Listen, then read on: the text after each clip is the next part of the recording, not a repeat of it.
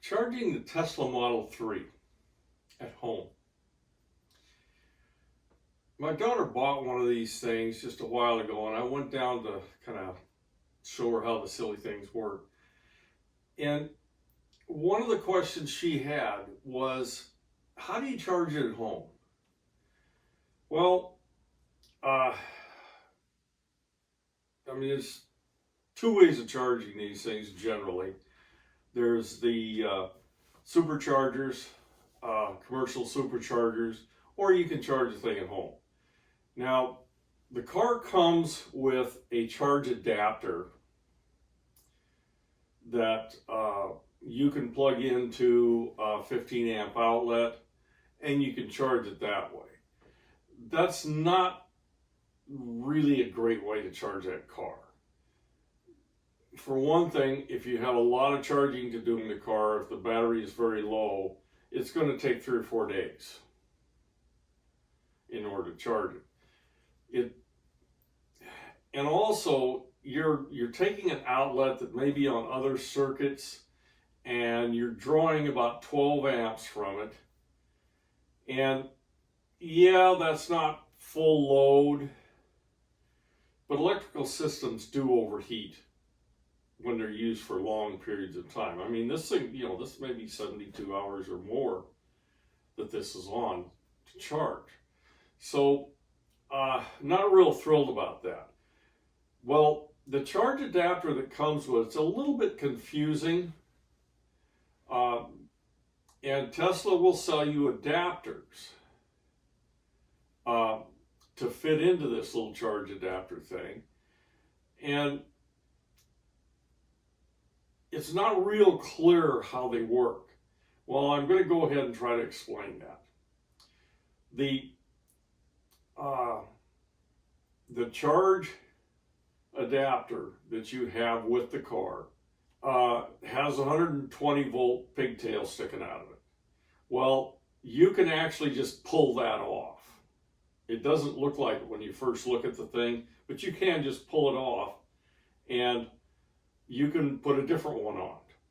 Well, there's other options. You can use a 30 amp, use a 50 amp. I would always go with the 50 amp because I'd rather the circuit was underloaded than overloaded. So you can buy an adapter, and you get these from Tesla, that'll adapt that little charge adapter to, say, a 50 amp outlet, 240 volt 50 amp outlet. That's going to charge you in about 8 or 9 hours if you're pretty flat. So that's a good way to charge. It'll charge at about 30 amps. That's all it's capable of, 33 amps, I think, something like that. But you can use that adapter, which I think is a better choice. Now, what you're going to need in your garage is a 50 amp outlet. Okay, that you're probably going to have to install that because it's going to be a dedicated circuit. So you put a 50 amp breaker in the panel, you'll run the wiring, and you'll put an outlet in the wall that's close enough for you to plug in. Okay, so you'll change the adapters that are on the charge adapter that you get with the car, and you'll put the 50 amp plug in it, and then you simply plug that into the 50 amp wall outlet. I'll caution you a little bit. That 50 amp outlet is going to, it's not your 15 amp plug-in. This thing does not go in easily. They're not supposed to. They're supposed to be hard to get in. Because if they're hard to get in, there's a better connection. So you may have to pound on it with the heel of your hand or something like that to get it in. And that's okay. That will charge it instead of the 3 or 4 days that it will take to charge that thing with the 120 volt 12 amp outlet. It'll charge it from pretty much flat and dead in 8 or 9 hours. And I think that's a good choice. Sometimes you get free charging, free supercharging. Hers has like 2 years of free supercharging, which is great. but those chargers are oftentimes pretty well jammed up. So having the option to charge at home is great.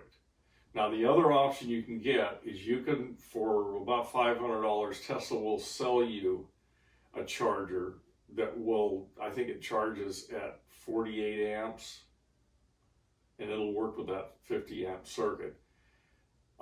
You can use that, but you do have to pay extra for it. And I don't really think it's necessary.